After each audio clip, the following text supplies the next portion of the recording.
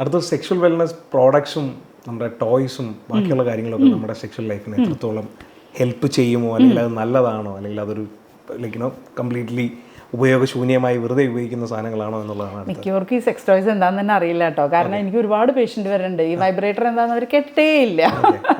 പിന്നെ ആണുങ്ങൾക്കും പലർക്കും അറിയില്ല. അവൈലബിലിറ്റി കുറവായതുകൊണ്ടാണ് ഇപ്പോൾ എനിക്ക് തോന്നുന്നു കുറച്ചുകൂടെ അവൈലബിലിറ്റി സത്യം പറഞ്ഞാൽ ഇന്ത്യയിൽ കുറവാണ്. പക്ഷേ ഈ യൂറോപ്പിലൊക്കെ എങ്ങനെയാണെന്ന് അറിയാം. ഞാൻ UK വർക്ക് ചെയ്തിട്ടുണ്ട്. അവിടെ എങ്ങനെയാണെന്ന് വെച്ച് കഴിഞ്ഞാൽ എല്ലാ സിറ്റീസിലും സെക്സ് ഷോപ്പ് എന്നും പറഞ്ഞിട്ട് നല്ല വെണ്ടയ്ക്ക അക്ഷരത്തിൽ എഴുതി വെച്ച് നല്ല ഡിസ്പ്ലേ ഉള്ള കടകളുണ്ട്. പാരീസിലൊക്കെ പോയി കഴിഞ്ഞാൽ നിറച്ചുണ്ട്.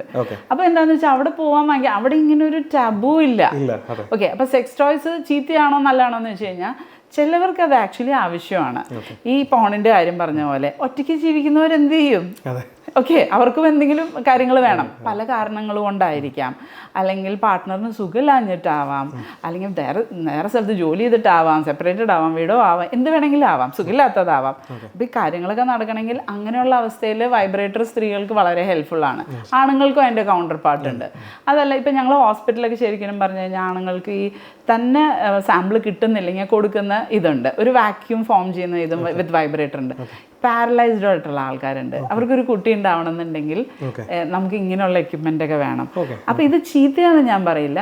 പക്ഷെ എഗെയിൻ എല്ലാത്തിനും അതിൻ്റെ നല്ലതും ചീത്തയുണ്ട്. അതായത് നമ്മൾ സ്ഥിരം വൈബ്രേറ്റർ സ്ത്രീകൾ ഉപയോഗിക്കുകയാണെങ്കിൽ അതിൻ്റെ ആ ഇലക്ട്രിക്കൽ ഇത് കാരണം ഭയങ്കര ഫാസ്റ്റായിട്ട് എല്ലാ സ്റ്റേജസും കഴിഞ്ഞു പോകും. അപ്പോൾ ആ ഫുൾ എൻജോയ്മെൻറ്റ് ആക്ച്വലി വരില്ല. മറ്റേ സ്റ്റേജസ് സ്ലോലി എൻജോയ് ചെയ്യണ അത്രയും സ്റ്റേജസ് വരില്ല. ഭയങ്കര ഫാസ്റ്റായിട്ട് ഓർഗസം ഉണ്ടാവും. പിന്നെ അത് മാത്രമല്ല, അതൊരിക്കലും അനുഭവിച്ച് കഴിഞ്ഞ് കഴിയുമ്പോൾ വിത്ത് വൈബ്രേറ്ററിൻ്റെ യൂസ് ചെയ്ത് കഴിയുമ്പം ആക്ച്വലി പാർട്ട്ണറുടെ ഉള്ള എൻജോയ്മെൻറ്റ് ആക്ച്വലി ഇച്ചിരി കുറയും. ഓക്കെ, ബിക്കോസ് ലൈക്ക് ഇതിന് അത്രയും സെൻസേഷൻ വരുന്നില്ലല്ലോ.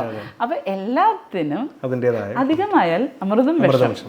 ചെറിയ അളവിൽ ഈവൻ വിഷവും നല്ലതാണ്. അതാണ് ചെറിയ അളവിൽ. ഓക്കെ, അപ്പോൾ പിന്നെ ഉള്ളത് നമ്മുടെ നേരത്തെ പറഞ്ഞ പോലെ തന്നെ നമ്മുടെ ലൈഫ് സ്റ്റൈലിന്റെ ഭാഗമായി മാറിക്കൊണ്ടിരിക്കുന്ന സ്മോക്കിംഗ്, ആൽക്കഹോൾ, ഈവൻ ഡ്രഗ്സ്. അപ്പോൾ ഇതൊക്കെ നമ്മുടെ സെക്ഷൽ ലൈഫിനെ എങ്ങനെയായിരിക്കും ബാധിക്കും? ഒരുപാടായാൽ എല്ലാം ചീത്തയാണ്. പക്ഷെ ചെറിയ അളവിൽ ഇപ്പോൾ ഒരു പെഗ് അടിച്ചതുകൊണ്ട് സെക്സിനെ നെഗറ്റീവ്ലി എഫക്റ്റ് ചെയ്യില്ല. ഇൻഹിബിഷൻ പോകുമ്പോൾ ഇൻഫാക്ട് ആക്ച്വലി ബെറ്റർ ആവും. ചിലപ്പോൾ തുറന്ന് പറഞ്ഞ് സെക്സ് സാധാരണ ചെയ്യാത്ത ആൾക്കാരോടെയൊക്കെ ചിലപ്പോൾ ചെയ്തു എന്ന് വരും. പക്ഷെ അധികമായി കഴിഞ്ഞാൽ ഇത് നെർവ്സിനെ ഡിപ്രസ് ചെയ്യുന്ന സാധനമാണ്. താല്പര്യം വന്നാലും കാര്യങ്ങളൊന്നും നടക്കില്ല. അപ്പോൾ ആൽക്കഹോൾ ഒരുപാട് അടിച്ചു കഴിഞ്ഞാൽ മിക്കവാറും അവർക്ക് ഇറക്ഷൻ ഇഷ്യൂ ഉണ്ടാവും. സ്മോക്കിങ്ങും ഇതുപോലെ തന്നെയാണ്. ഈ ഒരുപാട് സ്മോക്ക് ലോങ് ടേം ചെയ്യുന്ന ആളുകൾക്ക് ബ്ലഡ് സർക്കുലേഷൻ കുറയും. അപ്പോൾ അവരുടെ erection issues, erectile dysfunctions issues ഒക്കെ ഉണ്ടാവും. അതും ഒരു അളവുണ്ട്. വളരെ ചെറിയ അളവിൽ ഒന്നും ചെയ്ത ഡ്രഗ്സ് ജനറലി എന്താണെന്ന് വെച്ച് കഴിഞ്ഞാൽ നമ്മളെ ബ്രെയിനിൽ ഈ സ്നേഹം തോന്നുന്ന സെയിം ഏരിയ തന്നെയാണ് ഡ്രഗ്സ് എടുക്കുമ്പോഴും സ്റ്റിമുലേറ്റഡ് ആവുന്നത്, സൈക്കോസിസിലും സ്റ്റിമുലേറ്റഡ് ആവുന്നത്. അതുകൊണ്ട് നമ്മൾ ഡ്രഗ് അഡിക്ട്സിന് ജനറലി വേറെ ആരോടും ജനറലി അങ്ങനെ പറയാമെന്ന് തോന്നില്ല. അവർക്ക് ലൈഫിൽ വേറെ ഒന്നും ഇൻട്രസ്റ്റ് ഉണ്ടാവില്ല. ഇത് അടിച്ചവരങ്ങനെ ഹൈ ആയിട്ടിരിക്കും, വേറെ ഒന്നും വേണ്ട. അപ്പോൾ അതും അത്ര നല്ല അവസ്ഥയാണെന്ന് പറയാൻ പറ്റില്ല. പ്രശ്നം തന്നെയാണ്.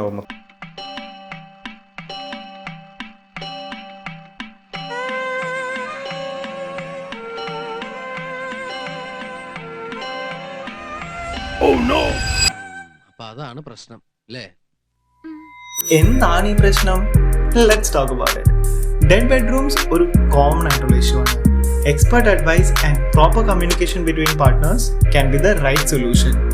എക്സ്പെർട്ട് അഡ്വൈസിനായി വേറെ എങ്ങും ഇനി തപ്പിപ്പോണ്ട. We are here to help. Let it be dead bedrooms or any other sexual and intimacy issues, we are there for you. അല്ല, പാർട്ട്ണറുമായി ഇനി ഒരു കോൺവെർസേഷൻ സ്റ്റാർട്ട് ചെയ്യാനാണെങ്കിൽ use this reel as A conversation starter. After insecure advice. ഇനി ഈ കളിയും ചിരിയും നിങ്ങൾക്കുമാവാം. Indicure, always taking you from oh no to oh yes.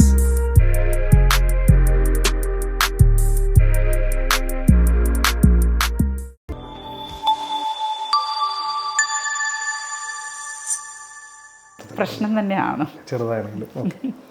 അപ്പോൾ ഈ അറേഞ്ച്ഡ് മാരേജ് കഴിയുന്ന യുവാക്കൾ, മോസ്റ്റ്ലി ആണുങ്ങൾക്ക് ഈ വൈഫുമായിട്ട് ഇന്റർകോഴ്സിന് അല്ലെങ്കിൽ സെക്സിന് താല്പര്യക്കുറവ് ഭയങ്കര താല്പര്യക്കുറവായിരിക്കും ചിലപ്പോഴൊക്കെ. അതെന്തുകൊണ്ടായിരിക്കാം?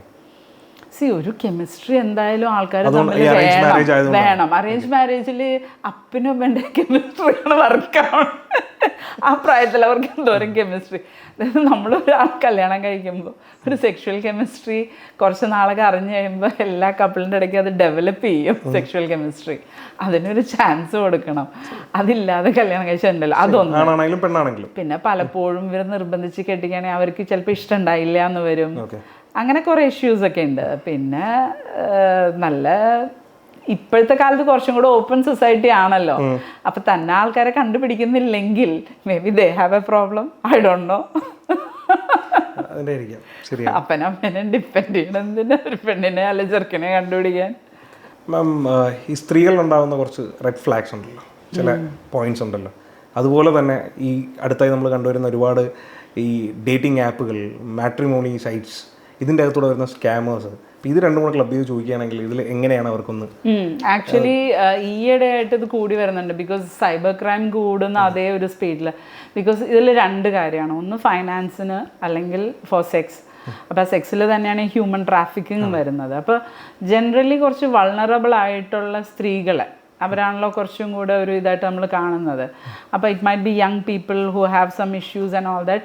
ഈ റിലേഷൻസിൽ പെട്ടുപോകാനുള്ള ഒരു ചാൻസ് ഉണ്ട്. It may not be the correct relation. അവരുടെ അതായത് കല്യാണം കഴിക്കാനോ അല്ലെങ്കിൽ കൂടെ പാർട്ട്ണറായി ജീവിക്കാനുള്ള ഒരു ഐഡിയയിലായിരിക്കില്ല ചിലപ്പോൾ ഇവർ വന്നു ചേരുന്നത്. അപ്പോൾ അത് തിരിച്ചറിയണമെങ്കിൽ ഒന്ന് ആക്ച്വലി ഈ സ്ത്രീകൾ generally if they have a relationship അവർ ആരുടെ അടുത്തെങ്കിലും അവരുടെ പേരൻസോ ഗാർഡിയൻസോ ഫ്രണ്ട്സിൻ്റെ അടുത്തൊക്കെ ഒരു കമ്മ്യൂണിക്കേഷൻ വെക്കുന്നത് നല്ലതാണ്. ആരും അറിയാതെ ഈ ചെയ്യുമ്പോഴാണ് പലപ്പോഴും പോയി പ്രോബ്ലത്തിൽപ്പെടുന്നത്. പിന്നെ ഇവരുടെ സൈഡിൽ നിന്ന് ഒരു കമ്മിറ്റ്മെൻ്റ് ഉണ്ടോ എന്ന് ശ്രദ്ധിക്കണം. കമ്മിറ്റ് ചെയ്യാൻ താല്പര്യമുള്ള ആണുങ്ങൾ ആക്ച്വലി അവർ പറയും കമ്മിറ്റ് ചെയ്യാനാണെന്ന്. ഇത് ഒഴിവാക്കി കൊണ്ടുപോകുന്നത് ഒരു ചീത്ത ലക്ഷണമാണ്. പിന്നെ കുറച്ച് നാൾ നല്ല പരിചയമായിട്ട് സ്ത്രീകൾക്ക് അവർ വില്ലിങ് ആണെങ്കിൽ മാത്രം വിത്ത് കൺസെൻറ്റ് മാത്രം ഫിസിക്കൽ ഇതിന് പോകാൻ പാടുള്ളൂ. അപ്പോൾ താല്പര്യമില്ലാത്തൊരു കാര്യത്തിന് ഒരാൾ നിർബന്ധിച്ച് പോകാൻ പാടില്ല. പിന്നെ ഇന്നത്തെ കാലത്ത് ഒരു പ്രോബ്ലംസ് ഈ ഫോട്ടോഗ്രാഫി, വീഡിയോഗ്രാഫി, അത് ആക്ച്വലി ഭയങ്കര ഡേഞ്ചറസ് ആണ്. ഈവൻ വാട്സപ്പിൽ ഈ ഒരുപാട് കാര്യങ്ങൾ it can be recorded and it can be used. ഈ ബ്ലാക്ക് മെയിലിങ്ങും ഇതൊക്കെ ഉണ്ട്. അപ്പോൾ ഒരു വൾണറബിൾ ഏജ് ഗ്രൂപ്പിലാണെങ്കിൽ ഇത് വളരെയധികം ശ്രദ്ധിക്കേണ്ട കാര്യങ്ങളാണ്. കമ്മിറ്റ്മെൻ്റ് ഉണ്ടോ, പിന്നെ ആളുടെ ബാക്ക്ഗ്രൗണ്ട് കൂടെ കുറച്ച് അറിഞ്ഞിരിക്കണം നല്ലതായിരിക്കും. ജനറലി ഈ ഹെൽത്ത് ഇഷ്യൂസ്, ഇപ്പം മെൻ്റൽ ഹെൽത്ത് ഇഷ്യൂസ് ഉള്ള ആൾക്കാർ, പേഴ്സണാലിറ്റി ഡിസോർഡേഴ്സ് ഉള്ളവർ, അല്ലെങ്കിൽ ടോക്സിക് പേഴ്സണാലിറ്റി, നാർസിസിസ്റ്റിക് ഡിസോർഡർ, അല്ലെങ്കിൽ സൈക്കോപതിക് ട്രെയ്റ്റ്സ് ഒക്കെ എന്തെങ്കിലും അങ്ങനെ അവരുടെ സ്വഭാവ പെരുമാറ്റത്തിൽ ഒരു ഡിസോർഡർ തോന്നുന്നുണ്ടെങ്കിൽ അങ്ങനെയുള്ള പാർട്ട്നേഴ്സിനെ ചൂസ് ചെയ്യാതിരിക്കാൻ നല്ലത്. കാരണം ലൈഫ് ലോങ് അനുഭവിക്കേണ്ടി വരും. അതല്ല, അത് മാത്രമല്ല ചീത്ത ശീലങ്ങൾ ഇപ്പോൾ ഒരുപാടുള്ള ആൾക്കാർ, അല്ലെങ്കിൽ ഡ്രഗ് അഡിക്ട്സ്, ഇപ്പോൾ ആൽക്കഹോളിസം, അങ്ങനെയുള്ളവരൊക്കെ അവരുടെ അടുത്തുനിന്ന് തുടക്കത്തിലില്ലെങ്കിലും കുറച്ച് നാൾ കഴിഞ്ഞ് അവരുടെ ബിഹേവിയറിലൊക്കെ വ്യത്യാസം വരാം. അപ്പോൾ കുറച്ച് നാൾ കഴിഞ്ഞാൽ അടി കൊള്ളാണോ വേണോ എന്ന് തീരുമാനിച്ചിട്ട് വേണം ആൽക്കഹോളിക് ആൾക്കാരെ ആക്സെപ്റ്റ് ചെയ്യാൻ. കാരണം മിക്കവാറും അവരുടെ ബ്രെയിനൊക്കെ കുറച്ച് കഴിഞ്ഞ് ഡാമേജ് ആവും. ഈ ആൽക്കഹോളിസത്തിൻ്റെ പ്രശ്നം അതാ. കുടിച്ചു കഴിഞ്ഞ് വീട്ടിൽ വന്ന് തല്ലുന്നതാണ് ഈ ഒരു ജനറൽ ട്രെൻഡ്. അപ്പോൾ അതൊക്കെ ആദ്യമേ അറിയാമെങ്കിൽ അതിനകത്ത് പോയി പെടേണ്ട ആവശ്യമില്ല. അപ്പോൾ ഒരു വ്യക്തിനെ നന്നായിട്ട് മനസ്സിലാക്കണം. അടുത്തറിയുമ്പോൾ അവരുടെ പ്രശ്നങ്ങൾ കുറേ മനസ്സിലാവും. അങ്ങനെ ഒരു ഇത് തോന്നുന്നുള്ള ആൾക്കാരുടെ അടുത്ത് റിലേഷന് പോകരുത്. ഒരു ജനറലി കുറച്ച് സ്റ്റെബിലിറ്റി നോക്കുന്നതാണ് നല്ലത്. പിന്നെ അവരുടെ ഫാമിലി അടുത്തറിയുന്നതും നല്ലതായിരിക്കും. കാരണം ഈ ഇച്ചിരി കഴിഞ്ഞിട്ടിട്ട് പോകാനുള്ള ഇതാണെങ്കിൽ അവർ ഫാമിലി ക്ലോസ് ആവില്ല. അവർ പബ്ലിക്കലി അത് അവർ കമ്മിറ്റ്മെൻ്റ് ആയിട്ട് കാണിക്കില്ല.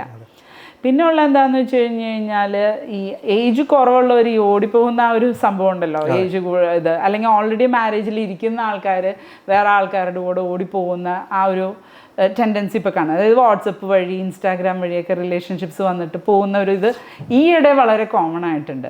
അപ്പോൾ ഞാൻ കണ്ടിട്ടുള്ള പല ആൾക്കാരെന്ന് വെച്ചാൽ ഓടിപ്പോകുന്ന അതേ സ്പീഡിൽ 10 ദിവസം കഴിഞ്ഞ് അല്ലെങ്കിൽ 1 മാസം കഴിഞ്ഞ് തിരിച്ചു വരും. അവിടെ ചെന്ന് കഴിഞ്ഞപ്പോഴാണ് റിയാലിറ്റി മനസ്സിലാവുന്നത്. അപ്പം അങ്ങനെ ഡിസിഷൻസ് എടുക്കുന്നതിന് മുമ്പ് ടൈം കൊടുത്താൽ മതി. ടൈം കൊടുത്ത് ചിന്തിച്ച് കഴിഞ്ഞാൽ തെറ്റുകൾ സംഭവിക്കാനുള്ള സാധ്യത ഭയങ്കര കുറവാണ്. പിന്നെ അങ്ങനെ ഹെൽപ്പ് വേണമെന്നുണ്ടെങ്കിൽ പേരൻസ്, ഗാർഡിയൻസ്, ഫ്രണ്ട്സ് ഇല്ലെങ്കിൽ ഈവൻ കൗൺസിലേഴ്സിൻ്റെ അടുത്ത് പോയി ചോദിക്കാവുന്നതാണ്. കാരണം ഇങ്ങനെ റിലേഷൻഷിപ്പിൽ പോയി പെടുന്ന ആൾക്കാരില്ലേ, അവർക്കൊരു ഡിഫക്റ്റ് ഉള്ളതുകൊണ്ടാണ് അവർ ഡിപ്പെൻഡൻ്റ് ആവുന്നത്. അവിടെ ഒരു ഡെഫിഷ്യൻസി ഉണ്ട്, മനസ്സിലായോ? അപ്പോൾ അവർക്ക് ആക്ച്വലി തെറാപ്പി നല്ലതായിരിക്കും. ഒറ്റയ്ക്ക് സർവൈവ് ചെയ്യാൻ പറ്റിയിട്ട് വേണം ഒരാളുടെ മേലിൽ പോയി ഡിപ്പെൻഡ് ചെയ്യാനായിട്ട്.